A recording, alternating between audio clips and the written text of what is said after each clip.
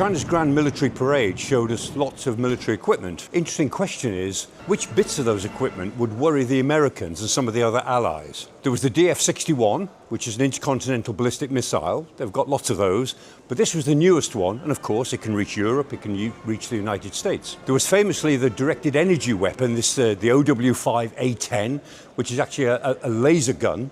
Apparently that can bring down lots of drones all at once. We'll see how good it is. More worrying to the United States in particular was the DF-17, and that is a hypersonic missile. Now that means it can fly at 5 times the speed of sound, Mach 5, which is 6,000 miles an hour.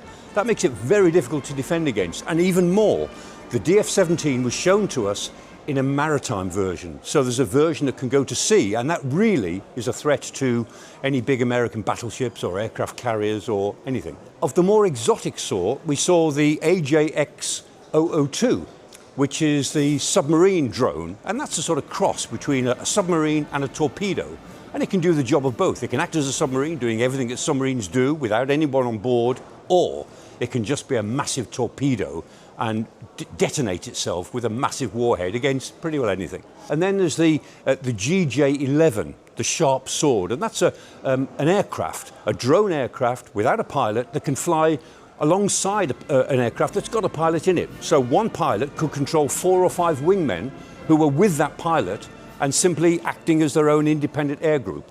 Now, Western militaries are all working on these sort of things. They've got their own programs to do exactly that. But the Chinese would have us believe that they've already got there. Not sure if that's true, but that's what they want us to believe. The Chinese always think very carefully about anniversaries. And one big anniversary coming up for China is in 2049, which is the 100th anniversary of the establishment of communist China.